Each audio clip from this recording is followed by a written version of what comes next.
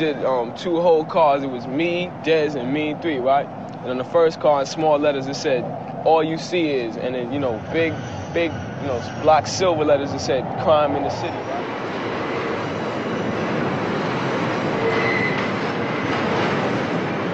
At the Grand Concourse 149th Street station in the Bronx, graffiti writers gather at what they call the writer's bench.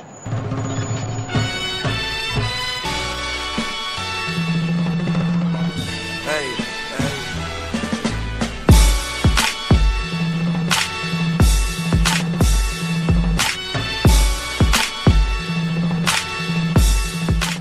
What's good, what's good, what's good? Live from the writer's bench. I'm your man, Kill. We here for another episode. Got 2 of my soldiers on deck, JP and Ab. What's going on, fam?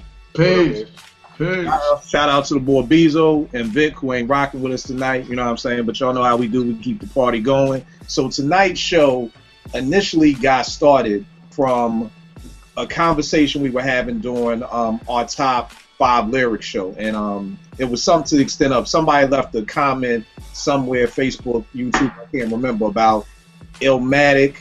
Nah, it was written being better than Illmatic, which started a whole side conversation, which initially jumped into how do we feel about like sophomore slumps. A lot of people feel like that it was written was Nas's sophomore slump. I know Beezo's a huge in talking to him, and I wish he could have been here tonight because he was a huge advocate. He says there's only 1 song on there that he likes, which I don't get.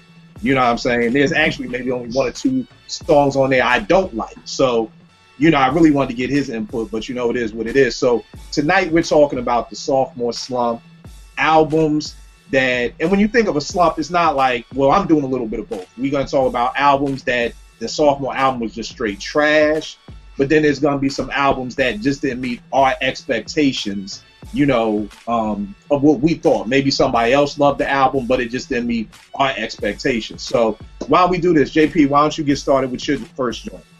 Well, my first joint, I have to go with, I'm going to go out to the West Coast with Snoop Dogg, the Dogfather. Now, when we first started, I mean, when you first brought the topic up, I was really hard pressed to think of who had a sophomore slump or what have you. But when Snoop came into mind, and I was like, what was the name of his second album? And I couldn't think about it. I couldn't think of it. Doggy Style, yeah. But I was like, what was right after that? So I had to go look up, and I was like, the Dogfather. Of course, it came 4 years later because, you know, he was on trial. He went through all that drama and all that. Right. And then Dr. Dre was gone. So I was looking at through the track list and listening to the songs. I was like, oh yeah, I don't remember none of these songs. Right. He did over a version of the Vapors, which was a single. I didn't even know that, dude. I had no idea. He had a song called Snoop's Upside Your Head, and the Dogfather, the title cut, which was also I think was the first single from that album. And all three songs had like Charlie Wilson on them too. What? All 3 singles. Yeah, but none of them. Nothing of that. I mean, it sold well. I think it probably did like maybe 500,000 that first week, but as its place in hip hop history compared to Doggy Style, right? Most people probably couldn't pull a verse off that album at all. Right. And now, yo, was he on No Limit at that time? Because I know he was still on Death Row. Okay. But Dre was gone, so Dre didn't do anything on that album. You know what I'm saying? So, and it was his second album was his last album on Death Row. Then he moved on. But I mean, I feel like as a whole, that album had no real impact because I never hear the songs on the radio and no classic throwback Thursday mix or nothing like that. But you know, I mean, after what's my name and Gin and Juice and Crazy Mixed Up World, Doggy Dog World, all the hot stuff, Ain't No Fun, which wasn't a single, but probably one of the biggest club records on Doggy Style first album. Yeah. But the second album, it was I think it was trash. It was straight trash to me. All right. So you're gonna come with a trash joint. So, Ev, do you remember this album at all? Vaguely. I do remember it dropping. I don't remember too many singles on it because it didn't do well. Right. So it didn't get that much spin. But I do remember it coming out. And I remember it coming out and then not hearing nothing about it. Right.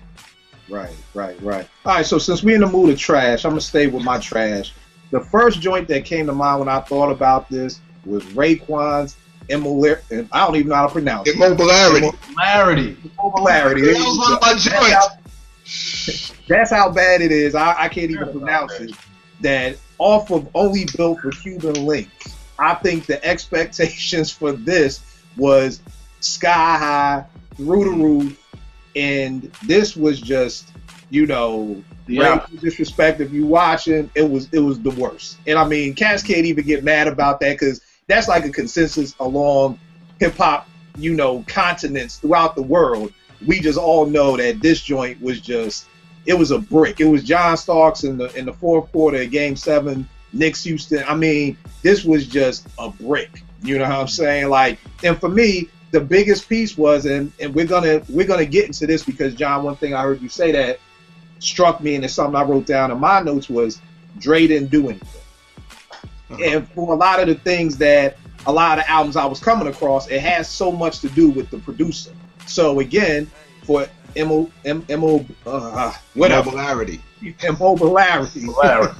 Right, thank y'all. Again, no RZA. Like, we could just start at the top. Like, there's just no RZA. So I mean, that right there sets a tone for everything else that's gonna come down the pike. And on top of that, if I'm not mistaken, there was no Ghostface. Because to be honest with you, I think I probably only heard the album one time. I probably listened to it and was just like, yo, what the hell? And probably listened to it again just to make sure I heard what I heard. But I remember the only banger being on there was this joint called Sneakers that Pete Rock did. You know what I'm saying? That was the only banger that I remember off that album was that joint. But yo, Ed, what do you remember about the second joint? I ain't gonna try and pronounce it. Larry. I remember I did the same thing. I didn't cop it. I remember I got it from somebody because it was already, word was on the street that it wasn't good. And I remember listening to it and then going back and listening to it again, like, yo. Well, tell me this. You said word on the street is that it wasn't good. So what was your first initial reaction? Was it like, nah, I can't be? Like, what was your reaction when word got to air that this ain't good? To be honest with you, in the beginning, man, I wasn't the biggest Raekwon fan. Okay. When the Wu first came out, I wasn't a big Raekwon fan. I was more like a Jizza. I was an old dirty cat, but I wasn't a crazy Raekwon fan. I didn't really become a Raekwon fan until later. So when I got word of it, I was like, it wasn't that I don't want to say I wasn't surprised, because I kind of was, because Cuban Links was so dope. So I was curious as far as to what fell apart. Like, what happened on this next project that didn't happen on the first project? What was missing that made it what it was? And I remember listening to it and hearing it for myself and just being like, and again, you always get, you get word on the street, but you always got to like really listen to it and develop your own opinion.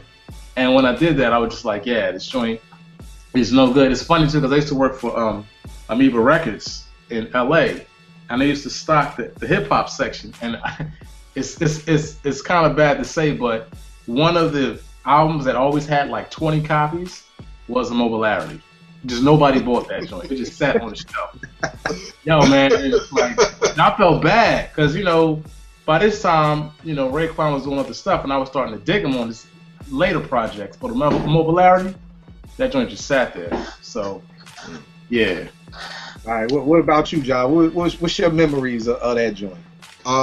Pretty much nothing. Was there a single at all? I don't even know if there was a single. To be honest, I almost remember it just dropping, and maybe it was. I don't know, B. I can't even call it. So the Only Built on Cuban Links came out in what, 95? 95. And when did Immolarity come out? I want to say 97. 98. 97. Yeah, I really don't remember too much from that album, man. It's like, Wu had so much going on at that time because everybody had a solo project at that point. And like you said, with RZA not being on it, I wonder, what happened that he wasn't on it, but clearly he was missed. I'm sure if RZA was on it, even did like a few joints, it probably wouldn't even be on your list. Right. Because beats are a big part of it, man. Beats are a huge part of it. Yeah. I mean, even if the MC is not that nice, if the beats are hot, people will pay attention. Right. You know what I'm saying? We got Group Home to bring that point. There you go. No, Perfect example. pulled them up. Perfect example. Right. So, you know, but that's going to be another conversation we're going to have. Because like I said, one thing that a lot of these albums have in common is that the producer, you know, wasn't there. And to be honest, grab this. So you got Cuban Links coming out 95, and then you got the part 2, the Cuban Links part 2.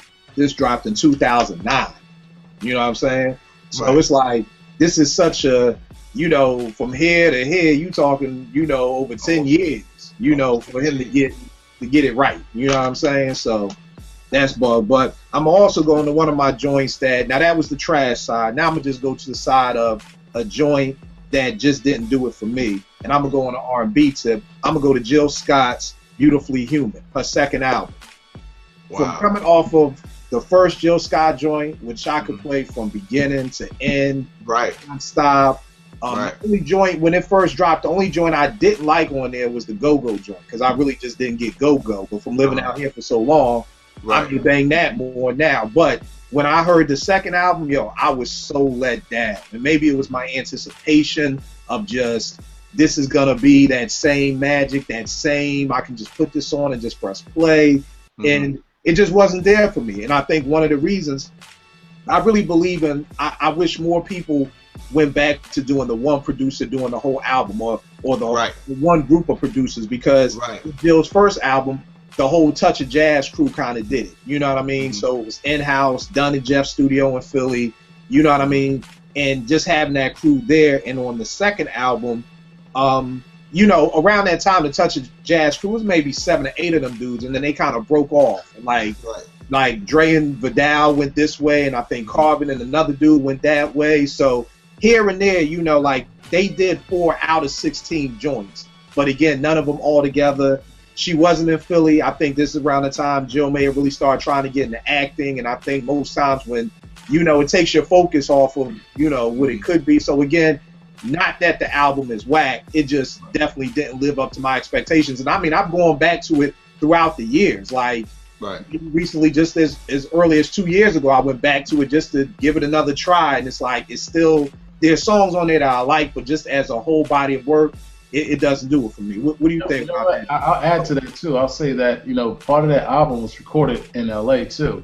And nothing against LA, but I think when you record in 2 completely different environments, it's going to reflect in the music, because you're not necessarily like, this is just in my mind, in order to really get like a solid piece, you got to be like in an environment for a while. Kind of like what you and I were talking about with the Common album.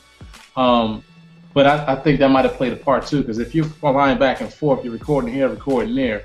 Not to say that people haven't done it and done quality music, but sometimes people fall in that hole of trying to record in so many different studios that you don't really have one sound. So your sound winds up being all over the place, and it affects on, you know, the album quality. Right. What you think about Jill's second album, JP? That was the album with her baby pictures on it, right? She was a little girl in that picture. Golden was the first single from that, right? Right. I love that first single. Like, I still play that on the record. Just sometimes just the instrumental, I just play.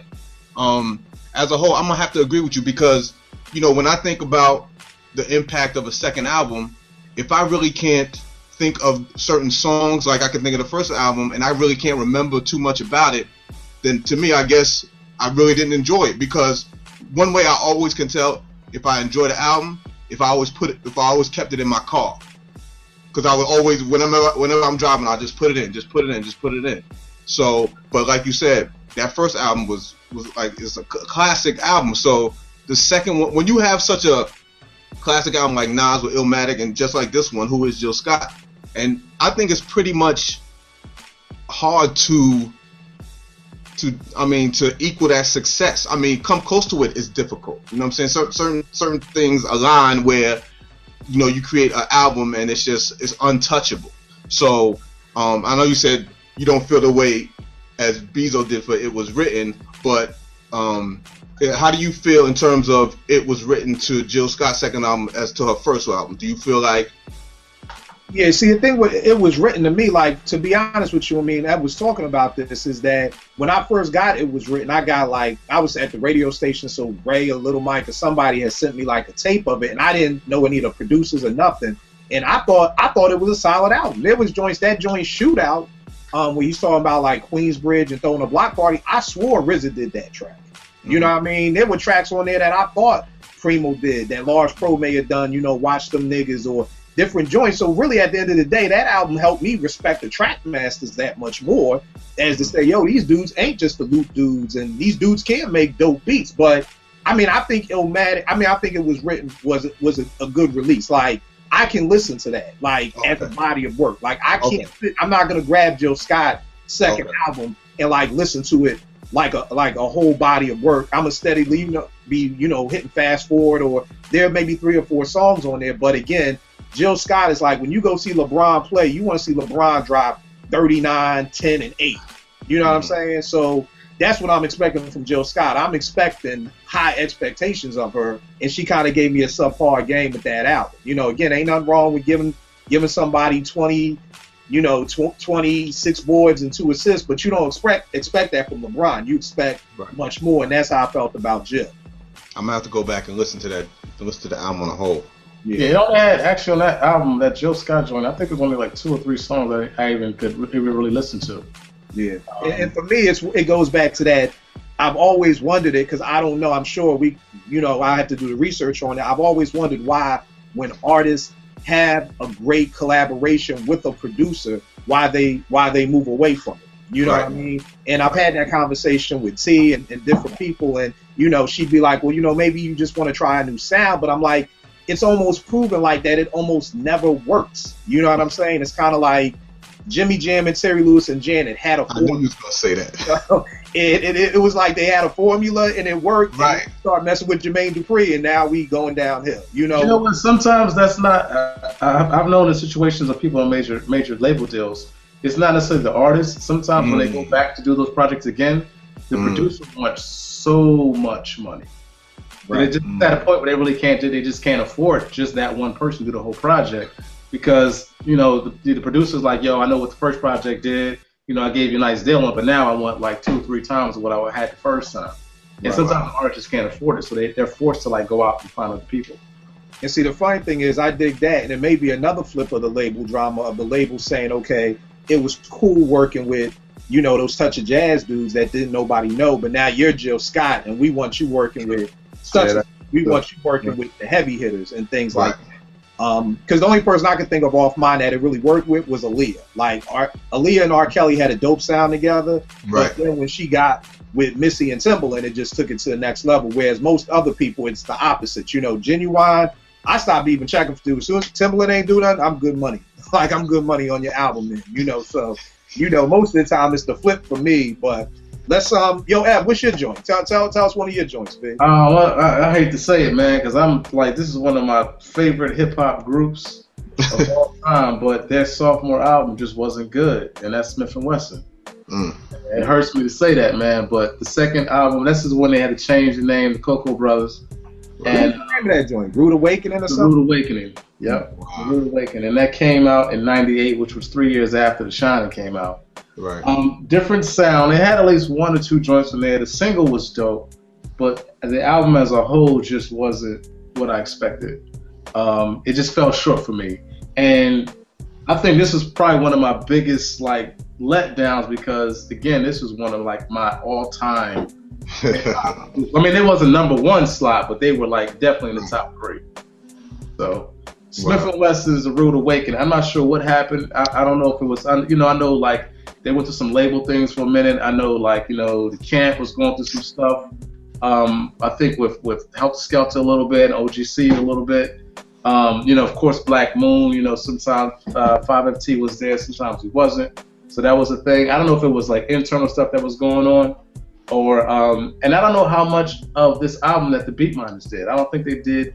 I'm sure they didn't. I think the Beatminers, they did one, if I'm not mistaken. They did the joint. They did the majority of the album they didn't do. So then you got a whole completely different sound. And to me, the Beatminers is like, the Beatminers are like Primo to me. Like, they just know what the artist needs to sit underneath.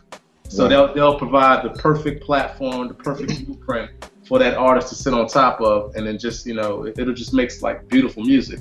And I think maybe their absence kind of like, you know, is the reason why we got, you know, the album wasn't as dope as it should have been. Right. What you think about that joint, John? Yeah, you know what? The Rude Awakening, as soon as you said the title, it sparked something, but I really don't remember too much from that album at all. Like, you know, The Shining, yeah, of course. You know, from the cover, like the Roy Ayers album and all that. But the Rude Awakening, like, I don't even remember what the single was, and I'm sure if I heard, I'd be like, oh yeah. Again, to my point, it's like when I don't really remember certain things about a certain album, it didn't really have an impact on me. So, you know, I really can't say much about Rude Awakening. I have to listen to that one again myself. Yeah, the crazy thing with me is I remember at the time I was living in Atlanta and I copped it, and it was one of those things like The Shining is one of my all-time favorite hip-hop albums. Like, I mean, I think that's like the perfect hip-hop album. And I remember being on the train in Atlanta, like catching the train home with the CD, like, yo, I can't wait to hear this joint. When I heard it, it was like just this. It wasn't even disappointment. There wasn't a word for what it was. It was so bad that there wasn't even a word in my vocabulary to express it. And the only track I remember liking was the Bucktown USA joint that the Beatminers did. And again, just for cats at home and for us to realize, again, here we go back to the Beatminers didn't do it. We started with, you know, Dre didn't do the Dogfather. We went to RZA didn't do, you know, Clarity. You know, we went to A Touch of Jazz didn't do the Jill Scott joint. Now we're up to the Beatminers didn't do. So it's really something about that chemistry and that mesh. And it's almost like, I know there was some type of beef because you could kind of see, because the Beatminers did all Black Moon. They did all of Smif-N-Wessun. And then by the time Helter Skelter came, they only did half of that album. And then by the time OGC's album came, they only did 2 cuts on the album. And then after that, it kind of just, I guess they fell off or whatever. But I gotta shop. You know, I do say that what got me a little misguided was the single. The single 101 to me was a banger. And that's why stolen the whole soundtrack, right? Yeah, I know what you're talking about. The 101. Yeah. That joint is the reason why I thought the whole album was gonna be dope. And then when I got it, I was like, nah, not dope. I feel you. All right, John, what you got up next for Sam? I'm gonna have to say, and you know, this album sold millions and millions of records, man. But I'm gonna have to go with the Massacre by 50. Like, I felt, you know, after Get Rich or Die Trying, which in my opinion is a classic album. Like, it was so many bangers on there, it was ridiculous. I think the first single from Massacre was that Disco Inferno? Disco Inferno. Wasn't Disco Inferno came out first and then Candy Shop? You know, I guess maybe Disco Inferno didn't hit as hard, so then they put out Candy Shop immediately or whatever. And I was like, I mean, I get it. You know, I think Scott Storch did Candy Shop. Yeah, I think. But to me, it was just like, it was, I mean, the song just a little bit, like, he had some catchy stuff in there, but it just didn't hit as hard as Get Rich or Die Trying. So, I mean, and I understand, you know, I think the G-Unit album came right after his first album. And then, you know, who knows, like, I don't know the process of him making the album and he created this. But to me, I think the Massacre didn't do much. Like, Get Rich or Die Trying, like, I could still bang easily on a regular basis to this day. But this one, I would skip a few songs. You know what I'm saying? Yeah, and I barely even remember the joint. I remember I messed with Ski Mask Way on it. There was a joint called Ski Mask Way. Yeah, that was dope. You know, but again, not really reading the credits. But we about to say it again. Dre didn't do nothing.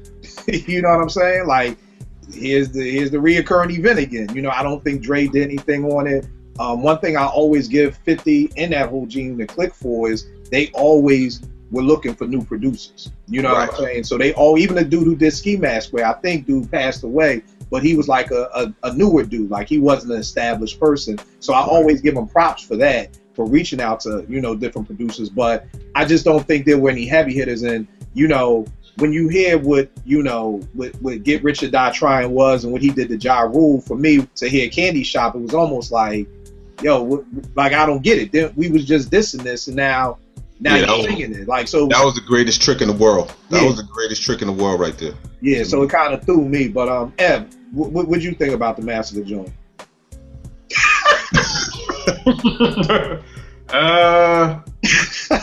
I'll just say it, man. I'm not a 50 Cent fan. So Right. I've never purchased a 50 Cent album. I like to hear the brother speak, but I don't like his music. So I've never purchased a 50 Cent album. I've heard people play it. I don't go to the candy shop. So I know nothing about it, guys. Nothing about it. I feel you. But nah, yeah, I do think that one was bad. So let me get to another trash joint. The second trash joint is Mike Geronimo's second album, Vendetta. Ouch. This joint was trash. Bitch. What was it called? Vendetta. Oh, Vendetta. And he had the joint with Making Moves with Puff. Like this. Oh my God! I remember that video. Yeah, I remember that video. The express train to Selloutsville. Like, let me just go. So again, The Natural was a dope album. I don't think it's a classic, but it was definitely a very dope album. Master IC, Master, Real. classic. Yeah, you know what I mean? There was some heavy hitters. I mean, we just talking about the Beat Miners. I know the Beat Miners did like 3 or 4 on there that were crazy. He brought in Royal Flush, you know, with the Worldwide joint. Mm-hmm. So again, in Atlanta, on the train, brought the album, expecting to get it home. And like I was telling Ev the other day, being at 88.9 all those years, I had never paid for music. So now that I'm living in Atlanta, I'm actually buying music. So it's hurt me even more. Like, yo, I just spent $14 and this is what you give me. And again, you know, I just think the big thing with that album was he just was really trying to just sell out. He was trying to go pop. He was trying to do the radio thing. Who better than to get with at that time of 97 than with Puff, you know, if you're trying to go that route. But, you know, I just think that kind of just erased his name out of hip hop memory, because I know he's had other albums after that, but I'm sure nobody has even heard them joints. And again, I got to shout out Pete Rock, because just like with Immobilarity, Pete was the only dude who gave Mike a bang on here with the Unstoppable joint. You know what I mean? I don't know if Cash remember that, but it was a joint, Unstoppable, that Pete Rock did for Mike Geronimo. I think it was like a 12-inch or a B-side somewhere, but it ended up on this album, and it was the only banger on this album. So, yeah, Mike Geronimo's Vendetta, trash. John, what you gotta say? That's Queens, man. What you saying about your brother, man? Yeah, that wasn't a good look. I don't really remember too much from that album except for that single. I remember hearing it in the tunnel. You know what I'm saying? Because, you know, otherwise you wouldn't hear Mike Geronimo played in the tunnel like, you know, on a regular basis. But sometimes I get why people make certain decisions. Like, you want to go to that next level, let me get with the producer dude who's known for that flash. But sometimes your style doesn't match with that, and you can see it, and it's evident. It's not a good fit, so therefore it doesn't work out for you. And I think that's what happened with Mike Geronimo. I mean, I never bought Vendetta. As soon as you said it, it definitely sparked in my mind. But I don't know nothing about that but that first single. Then after that, I probably didn't pay no attention to it. Right. Ev, did you check for that joint? I heard the single. I think somebody somebody I was cool with had it. I think I might have went through it one time, and I was cool. So that was it. I didn't give it too much. And the thing is, I thought Mike Geronimo was going to be dope. Well, not that he wasn't dope, but he had a nice little run. But I thought he was going to have a longer run than what he had. Right. Them decisions. So, John, what you got next, babe? I mean, to tell you the truth, I'm still thinking. I was hard pressed. I had Immobilarity. That was one of my joints. Oh, all right. So I had that out. But I mean, other than that, I'm not sure. I'm sure there's others that I'm not thinking about, but I'm quite sure I could elaborate on what you got. All right, bet. Well, I got a whole racket. I got some. You got another joint? All right. I'm gonna say this one, and this one might cause a little controversy. It definitely wasn't a whack album. It was a little bit of a letdown from the first album because a lot of things happened. One of the members left, the producers left, and you got a completely different project. It was a good project, but it wasn't as dope as the first one. The first one was a classic. This is Brand Nubian, second album, and God We Trust. Good album. It wasn't a slouch album at all. Right. But of course it wasn't as dope as, All for One. All for One. Yeah. Because that was just a classic album. You had Pooba leaving, you had Alamo leaving, and then you just, you have Lord Jamal and Sadai X, and they have to, bring that energy back together to put something outside, but you got a whole third member that's just not there and a whole different perspective that's just not there. Sound was different. Of course, on that album, though, surprisingly, you have one of the dopest singles of all time, which is Punk Jump Up, even though video version is actually the version, not the album version. Right. But you still have one of the dopest singles that ever came out. But even with all that, you have an album that just doesn't stand up to the first one, which was a classic. Right. What you think about that, JP? I agree with Ev. I think once Pooh Bah left, since he was the front man, so to speak, in the group, I think for them to keep the group together and still come out, I think people were probably like, when they came out with Punk's Jump Up, I think people were surprised, like, these dudes could hold their own. And they did. I mean, they went on to make a few more albums, but like you said, it wasn't all for one. But I think the album did hold its own. It wasn't as good, but it held its own. Love Me or Leave Me Alone was on that album too, right? Yeah. I love that song. That song was dope to me. Love Me or Leave Me Alone. And Punk Jump Up was, it was crazy. I got the album somewhere. I haven't listened to it in a while, but I felt like, this wasn't as good. But I was like, it's decent. Like, I could rock with it, and I did rock with it for a while. Yeah, I think the thing, I agree with both you guys that I'm just looking at, like, again, me and the producer, I'm just looking at the credits. And, for the first album, it's saying Pooh Bah, produced the bulk of it with Smif-N-Wessun, the Stimulated Dummies. Mm-hmm. The second album, being produced by, basically Sadat and Jamal for the most part. And, of course, Diamond did the video version for Punk's Jump Up. So again, I just think that they kind of did what they had to do. Maybe they felt like, we've been in the studio long enough. We don't need outside producers. We could do it, because if anybody who knows me or watches the show knows, I'm all about the beat. So if the beats don't grab me, then, it's going to be really, really hard for the lyrics to grab me. And again, there's joints on here, Allahu Akbar, Black Star Line. I like the Travel Jam and Love Me or Leave Me Alone, maybe even Still Your Hoe. But just on the whole, again, like you said, Ev, not that it's a bad album, but, my expectations coming off of All For One was definitely real high for this joint, and definitely was disappointed by it. So, another one of my joints, if we do a trash joint, was Leaders of the New School Time, their sophomore album. You know what I mean? To the point that I like the first single from that. What's Next, right? That was the first single. What's Next? What's Next was dope. I like that joint. But Wait a minute. What? Wait a goddamn minute.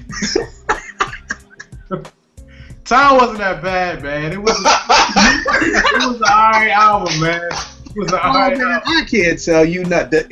B, it was so bad. The cover was whack. Like, the cover, it was different, man. It was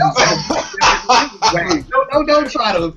Nah, man. Hold up. I used to play that joint, man. I was like, all right, this is different. This is I enjoy Time, man. You don't even sound sure of yourself right now. You like, man, because we had that joint. If you only knew the inner, my thought is the center. If I only know the time. Yo, that you don't even know the words, man. You mumbling over there. That's cool. You mumbling the words. Bad, man. Man, that was coming off of A Future Without a Past and Sob Story and Sound Stories, though. The roller space coaster joint and all them joints. I was expecting. Leaders was right next to Tribe for me. I'm not saying I felt they were as good, but they were all in the same camp. So, Tribe giving you low end. I'm really expecting something from Leaders. And again, I remember buying the album at Morgan and just being totally disappointed with it. So, again, I don't know the production credits. I don't know what happened to that album. I know it's a whole lot of hoopla. Busta may have been leaving, and I heard people were beefing during the album, so maybe all that stuff played a part in it. But I don't know too many people who really can talk about songs off the time. Again, for me, it was just the expectation was crazy. But what did you like? What did you like about it, Denel? It was different, man. I had to listen to it a good couple times. I ain't gonna first time around.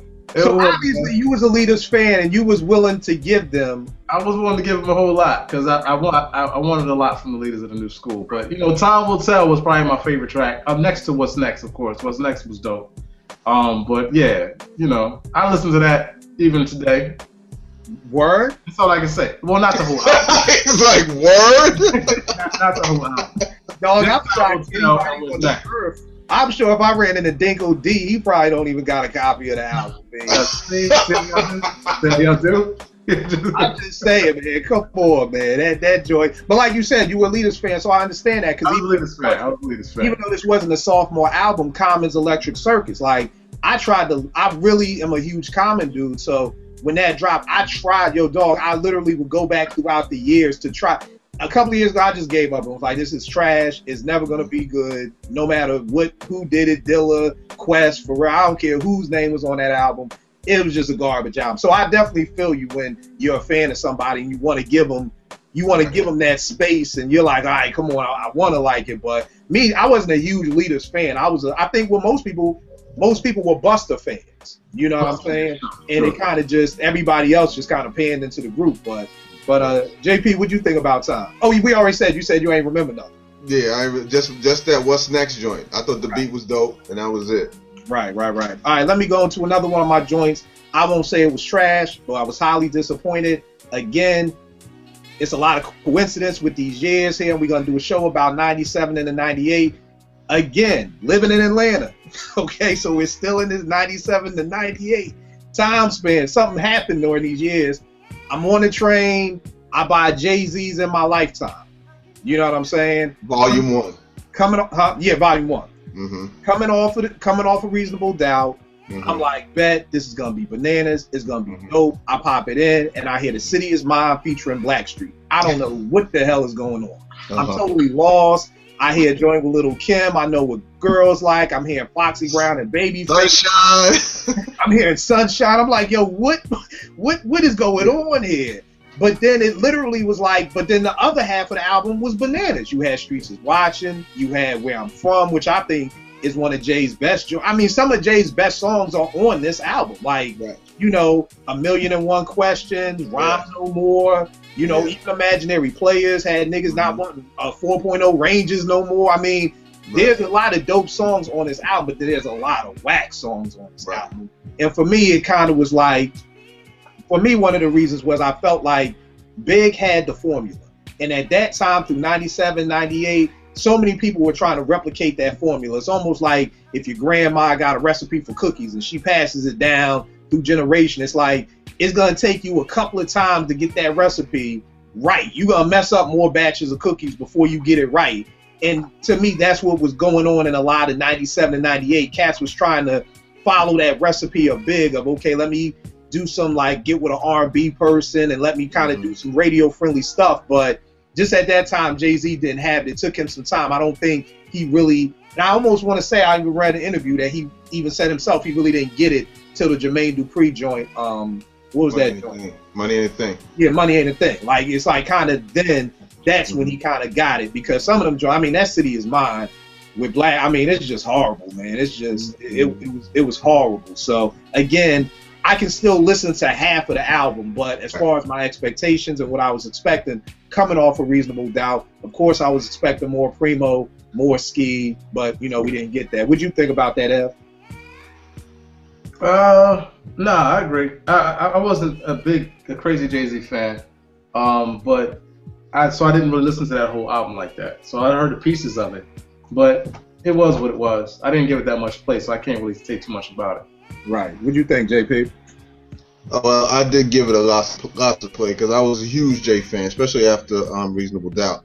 And I have to agree with you. Like, I was like, lyrically, he was still there. Right. But like on the beat side, because I know you're a beat dude just like me, it wasn't. And I felt that way when I listened to the album. Like you said, the Blackstreet joint, You Belong to the City, the Sunshine with Foxy, all that stuff. But then, like, A Million and One Questions was dope. The joint with Source Money was dope. Yep. You know what I'm saying? He had, and like I said, lyrically, he was on there. Like, You Must Love Me, I thought that was dope. You know what I'm saying? The storylines on that joint, but the beats are what really brought it down. Yeah. So I have to agree with you on that. Yeah. All right. Now, do cats got any more? Or y'all want me to just go? I got two more. I got two. Oh, all right, cool, bro. What you got next time? My next one, I gotta go back to the same group of cats that I just left. Boot Camp Click. It was Black Moon's second album, Warzone. Not a good album. Damn, I don't even Not a good album. Hurt my feelings, because again, this is, this was my introduction to the camp. I was a crazy Buckshot fan, and even crazier Boot Camp Click fan. And by the time Warzone came out, which was in '99, 6 years later from Into the Stage, it just wasn't there. I mean, you had all the people. You had Buckshot, you had 5FT, you had Evil D, but it just was not a good project. And I think it was one situation where it was just too much time. Too much time had come in between that, and by the time they came back together to do it again, it was, time had already ran its course and done its damage. So Right. we had Warzone, and it was no bueno. No good. The funny thing is, I agree with you, but I think I like the album a little bit more probably than you did. Like, there were joints on there that, I loved the single. Warzone was crazy. You know what I'm saying? No, that wasn't. Two Turntables with a Mic was the single. But I love the joint. There are joints on there I love, but I feel you coming off of Black Moon's Into the Stage where, again, everything is bananas. You got to remember, we kind of got an album that we kind of placed as a Black Moon second album, which was Digging in the Vaults, which was the one that had all the remixes on it. It had the I Got You remix, the Bucktown, the Buck 'Em Down remix. So you got this little thing, this little package in between, and you kind of use that as a sophomore album, but it wasn't a sophomore album, so it kind of just really built up more hype for the sophomore album. And then when it finally came out, it's just, and then it was weird because on that time Buck was going in a certain direction, and I don't know what happened, but that just flipped, and he just went back, I guess, to doing what he was doing Into the Stage, which was, to me, he had already grown from it, but I guess he just tried to redo that same formula. Right. What do you think about that, JP? Again, an album I really don't remember too much about at all. What year that one came out? That one probably came out 99. Wow. So that's like 6 years. That's a 6 year. Wow. Yeah. Mm-hmm. Yeah. So I can kind of understand why, the magic wasn't there like that first time. So much time elapsed. That's crazy. But I don't even remember the single, the Two Turntables. I kind of, but it doesn't ring like any other joint from Enter the Stage does. Yeah. But I have to go listen to it because I can't really comment on that at all because I don't remember anything from that second album. All right, cool. And one of my next joints that was trash, and it's hard to even say this was. It was trash, but it's hard to hold it against the dude. DOC's Helter Skelter album. That's foul. No. This should be a line to what we're doing here. I crossed the line. I crossed the hip-hop line. Damn, son. I'm a habitual line stuffer, man. You was an accident. Damn, what you want? God. Y'all rough, cuz. Y'all rough. I ain't fucking with y'all, man. Y'all rough. I'm just saying, dog. You put out the album, man. Dog, it wasn't good, man. It was trash. All right, forget it. Cause now y'all looking at another album I don't know. I don't know that album either. You looking at me like you just looking at me like I called a handicap dude for double dribble. So I'ma just stop right there. He had no voice, guys. His voice was gone. God damn, he tried. Shit.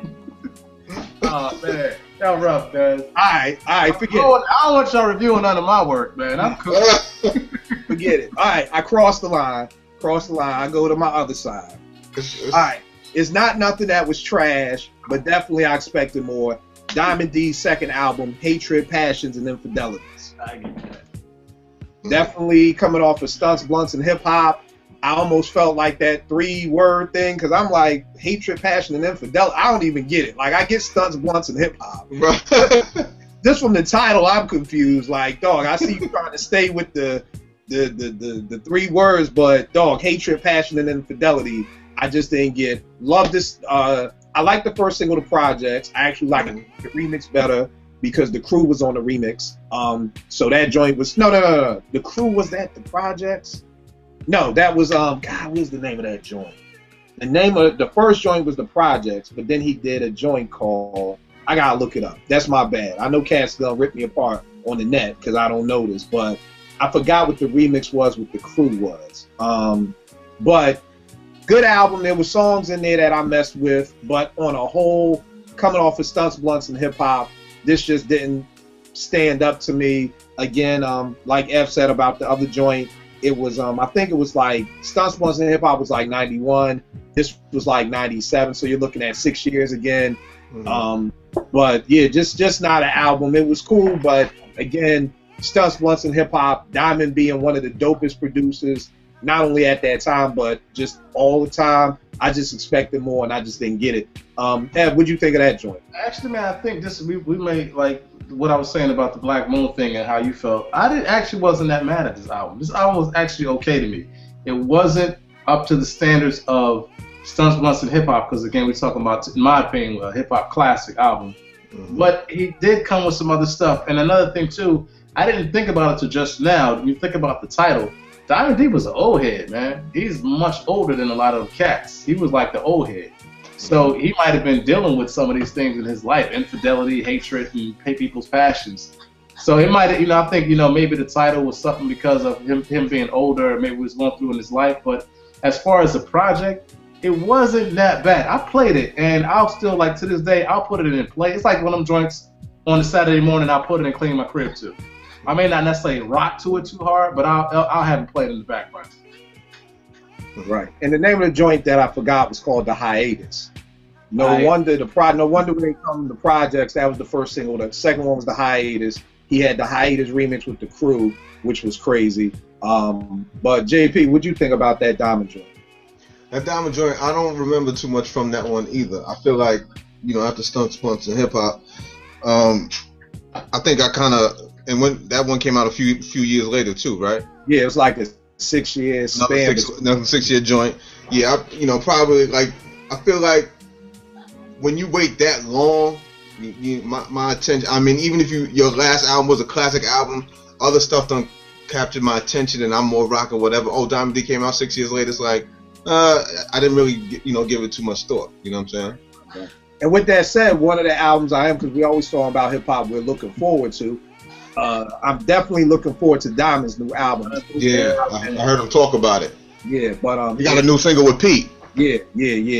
I heard the joint with Pharaoh was dope. So Ev told us about this album about a year ago. So this is definitely something I'm looking forward to. So anticipate. We can he can bring us back. Ev, you said you got another joint? Yeah, man. All right, for this one, man, this is to me one. Yeah, people are gonna disagree. This cat was a genius, and I'll just say it like that. He was a genius, and his first album is a hip hop classic. And I don't care who try to bang on it. I will go to war with you and let you know this is a classic. Second album wasn't as good, and I'm talking about my man Dirt Dog, Baby Jesus, Old Dirty Bastard. The first one was a classic. The first one was a classic. The second, Kill, don't start, Kill. Yo, I ain't gonna talk about nobody who's dead, cause then I get called again for saying I'm not saying that. This between y'all two. I ain't gonna say no. You can be honest, man. Ain't no being honest.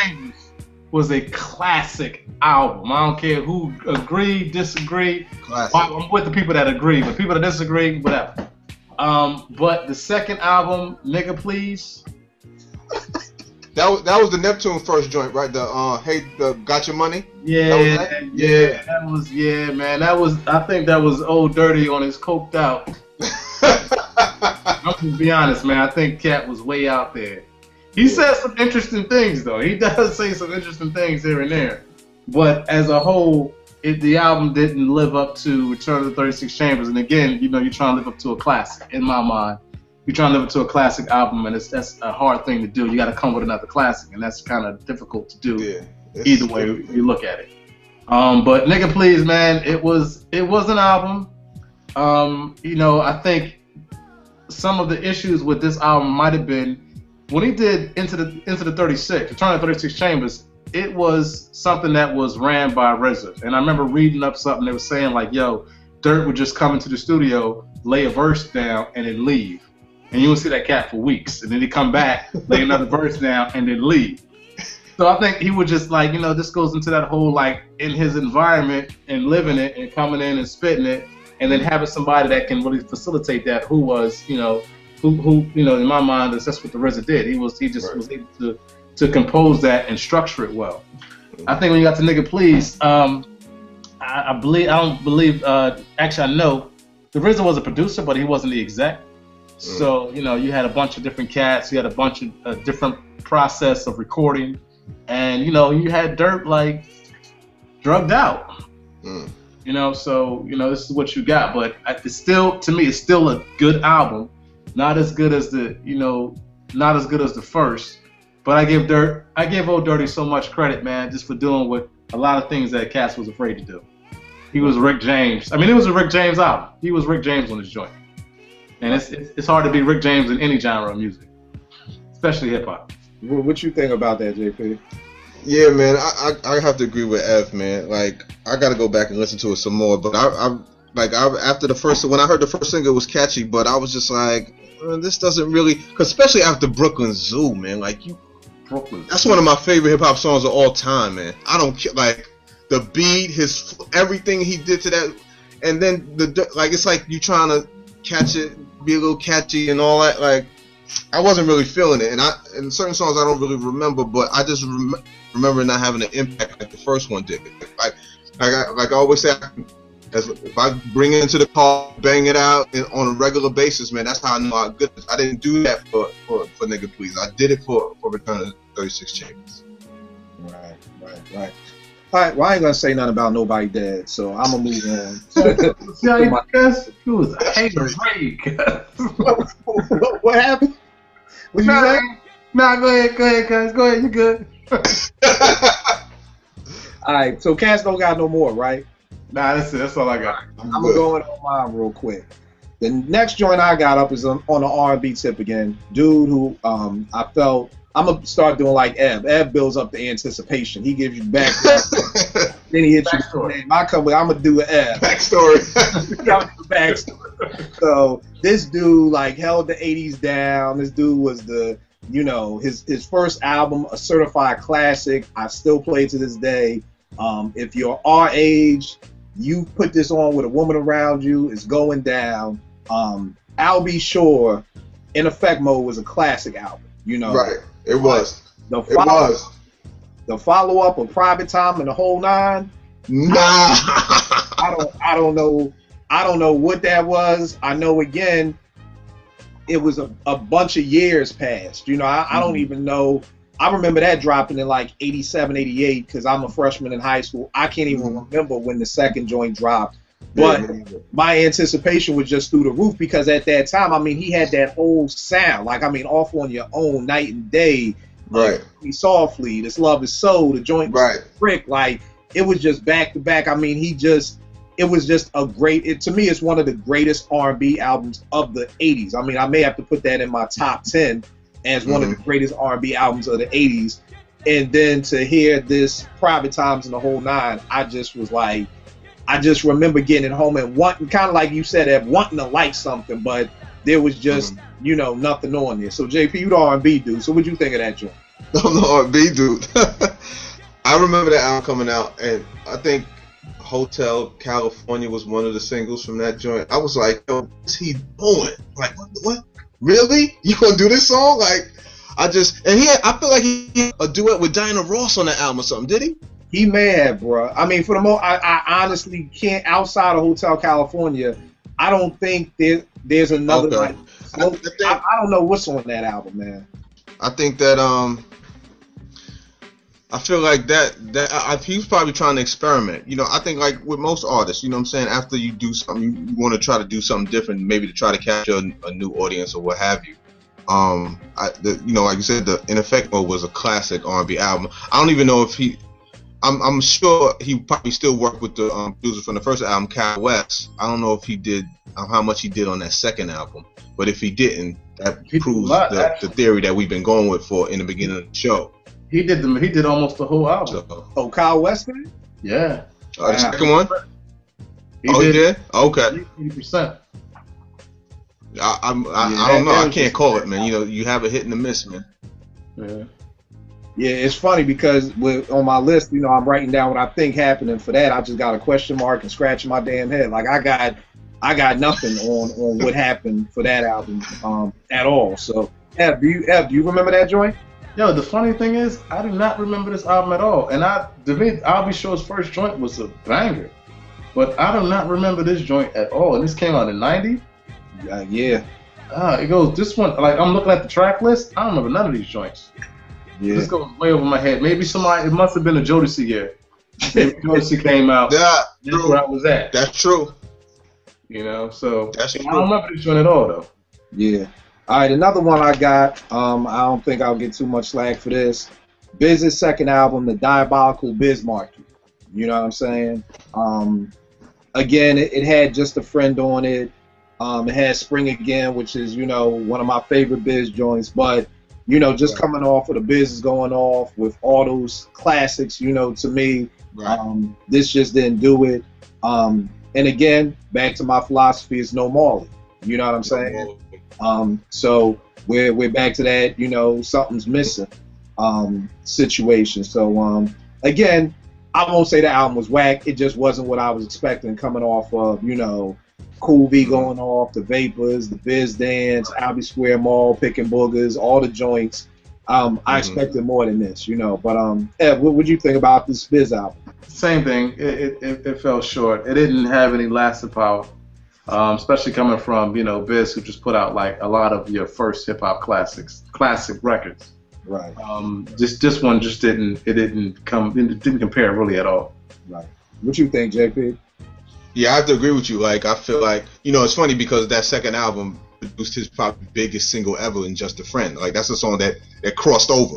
Right. Clearly, you know what I'm saying? Like, everybody knows that song. So it's funny that the album that didn't do, like, wasn't that as good as the first produced his biggest hit. But that happens. But the consistency was not there at all. Like, you had the singles, the Spring Again and Just a Friend, but it did, like, No Marley makes a huge difference. Like, you just saying that now, like, I get it. I see why it wasn't as good. Right. And now my last joint, I'm gonna say this for a little controversy because I know somebody sitting up here loves this album. You know what I'm saying?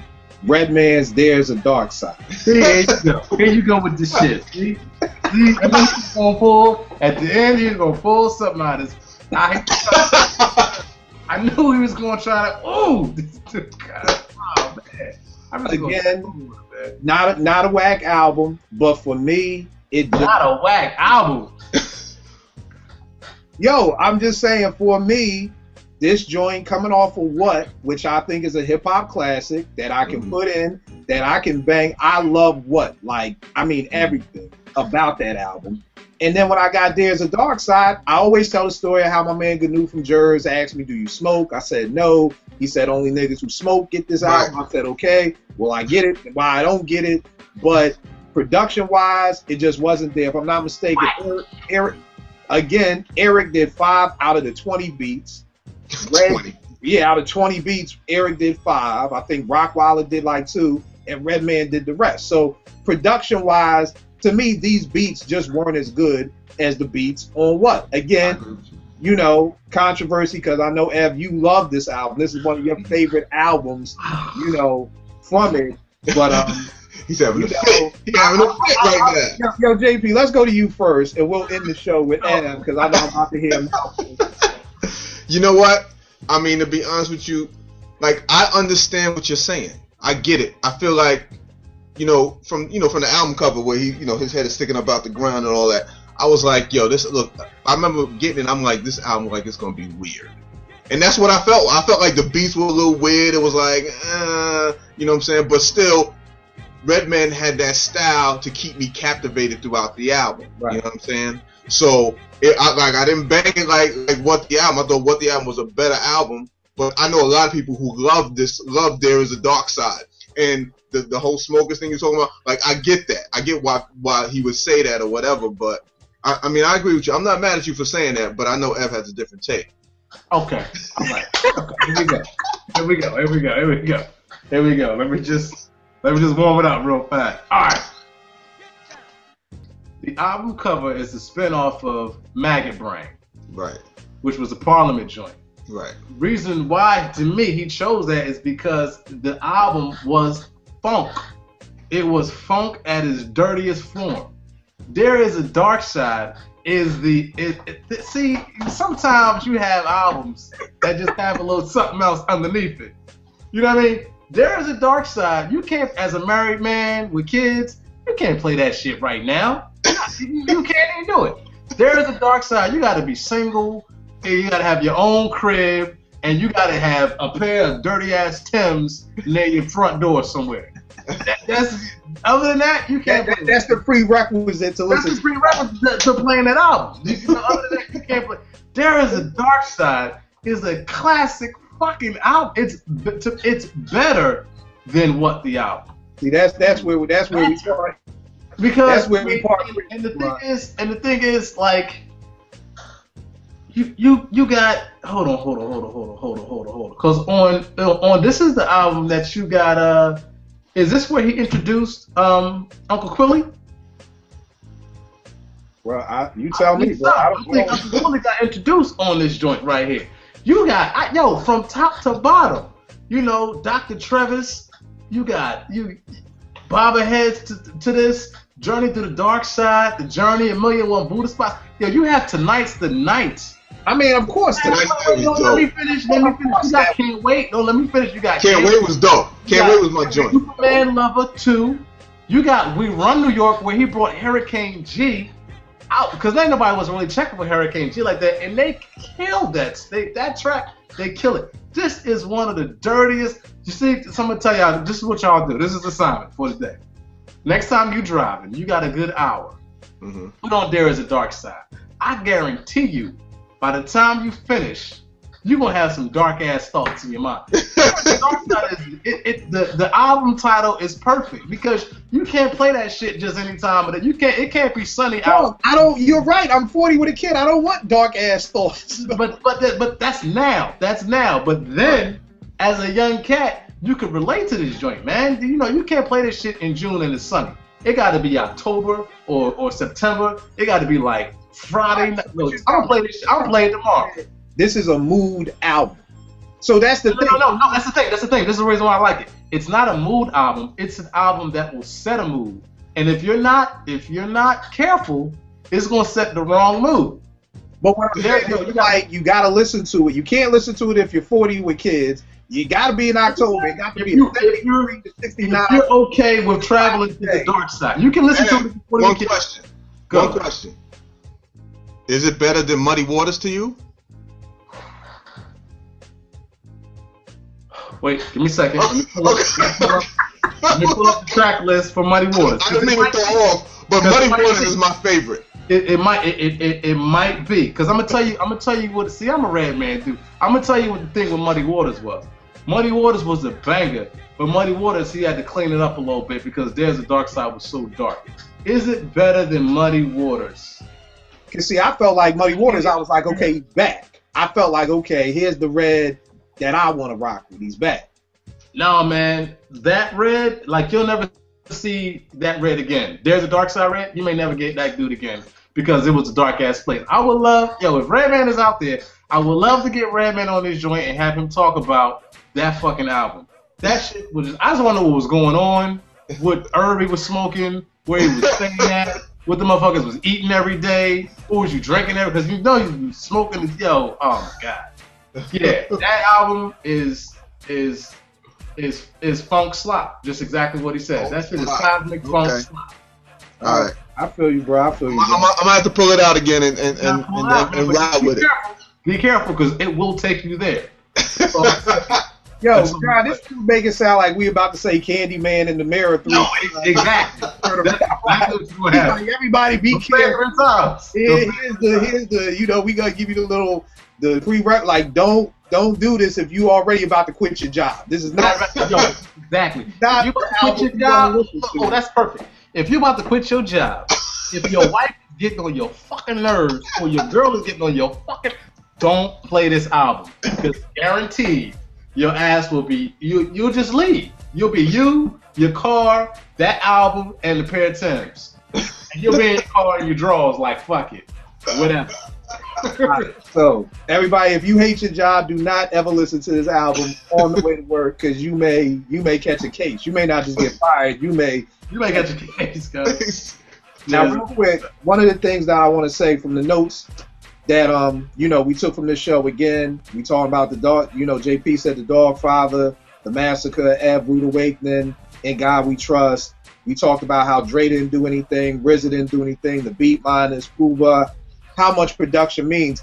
The one thing from hearing all this that I thought about was I always hear people say things, and I almost feel like it's like a 10-year prerequisite rule or something, but I'm seeing these videos popping up maybe 2 or 3 years ago with Biz saying, yo, Marley really didn't do none of the beats. Yo, I just brought records to his crib. I was the one who did it. Marley just had the equipment. Boom, boom, boom. I heard Kane say that. I even heard Shan say it recently that Marley didn't do anything. I used to always hear the rumors, yo, Dre didn't do that. Daz is like, nah, I made that beat. And you always hear these little mumblings and these rumblings through hip-hop that such and such didn't do the beat. My thing is, okay, well, then Daz had the perfect chance to step up for the Dogfather and make a great album. And he did. You know what I'm saying? If Biz felt like, oh, well, I did the beats and Marley didn't, then why wasn't your sophomore album as good? So it's just, it just made me think about that because you're always hearing, oh, he ain't do that, and I brought the records, and I brought this, and I did this. But if that's the case, why when Marley steps away from the table or Dre or any of these people step away, does the sound, is it just not there? Because if Daz did all the beats off the Chronic and Doggy Style, well, if the Dogfather should have been just as dope. You know what I'm saying? And it's not. So it's kind of like how I finally kind of put together that Tip was doing the beats, because when Tribe was like on hiatus between Midnight and Beats and Rhymes, and I'm hearing the stuff that Tip is producing, and then I'm hearing the stuff that Ali's producing, I'm like, nah, that ain't that. Like, that don't line up. Like, right. I kind of see it may have been Tip, because I'm hearing what Tip is doing and what Ali's doing, and this ain't lining up. So again, it just made me think of that, because I know Cats is always, and it's so funny because I'm like, yo, Biz, why are you talking about this in like 2008 of an album that came out 20 years ago? Like, could you not talk about it for like so many years? Or it's like, why is MC Shan coming out now talking about Marley ain't do the beats? Like, dog, that's 87, 86. Like, but it is what it is. So it just made me think of that. And my last one for the road, I forgot I had it. Boys the Men's second album too. Again, not saying it was a whack album, because it had Waters Run Dry, it had On Bended Knee, it had classic slow jams. It just didn't have the feel of Motown Philly. Again, I felt like, Ev, what you were saying about record labels, I felt like because in between those two albums, Boomerang came out, and of course, End of the Road dropped. Babyface did that, and I think it kind of was like the record label said, okay, forget those Biz, whoever Michael Bivins you was rocking with those dudes. Let's keep you with, the Jimmy Jam and Terry Lewis. Let's get you with the Babyface. Let's make bigger songs. Because, of course, I don't think there really was anything on Motown Philly that was big. To me, it was just a dope album. Now, of course, Water Runs Dry, On Bended Knee, these are big ballads. But, again, not a whack album to me, but just definitely not what I was expecting from their sophomore album. Any quick thoughts on that album, JP? I mean, I get what you're saying on that one. There were bigger ballad songs that topped the chart. They had bigger hits, but I guess the soul of the album, like Motown Philly, wasn't the same for you. So I get that. I love Waters Run Dry. That was my joint though, but I get what you're saying. I definitely get what you're saying. What'd you think, Av? With the whole Boys and Men thing, man, they were cool. I was more of a Jodeci cat myself. Yeah, me too. Yeah. I mean, me too. But I mean, so I didn't. I mean, I guess Philly, we had the band Cooley High Harmony. Yeah, no doubt. But I guess I said to say, like, when their second album came out, I didn't even really go and copy it, because, I mean, I dug what they was doing. It was cool, but it was just a little too, it was a little too clean for me. Right. All right, well, cool. Another dope show. Sophomore slumps. We had albums that we felt just was straight whack, straight garbage. We had other albums that may have not met our expectations, because I'm sure they've been misguided on some stuff that some of us have said. We're misguided. I want to send out an apology to DOC or anybody who was offended that I critiqued somebody who didn't have a voice. But, you know, I apologize for that. Ev said that was a low blow, so I apologize for that. But, yo, another dope show. YouTube.com/live from the bench. Check us out. Subscribe. Leave comments. As you see, we do shows based off the comments. We try to answer as many comments. Also, guys, send a rest in peace shout out to my man Proverb. He was a dude who I met through Twitter. He was a huge dude in the blogging community. His blog is real dope. He always would give information out, like 50 message boards that will play your music and 50 blog posts. He was really a good dude. He supported all the projects I ever did. Would always post my stuff. Real cool dude. Never met him face to face, but chopped it up with him for years on Twitter. Good dude. We don't know what happened. He passed away yesterday. His wife made a posting on Facebook, so just wanted to give a rest in peace shout out to dude. And I'm gonna put a link when we put this up. They have like a Kickstarter account or some type of thing to help pay for his funeral. So, you know, if he ever helped you or posted your music or gave you some advice and you took it, please, I'll put the link up so, you know, cats can help contribute to that. But again, rest in peace to my dude. Keep it locked. Check in with us all the time. Evan, JP, appreciate y'all. Keep it locked. Yo, I just want to shout this out too. Check out Sidebar Vintage. There's a lot of joints up there. So it's a beautiful site. A lot of information. It's a nice little like all-in-one type of thing. My man Kill does a lot of beautiful articles and reviews. So check that out. Get your little diction on, and peace. Peace. All right. Good looking out, y'all.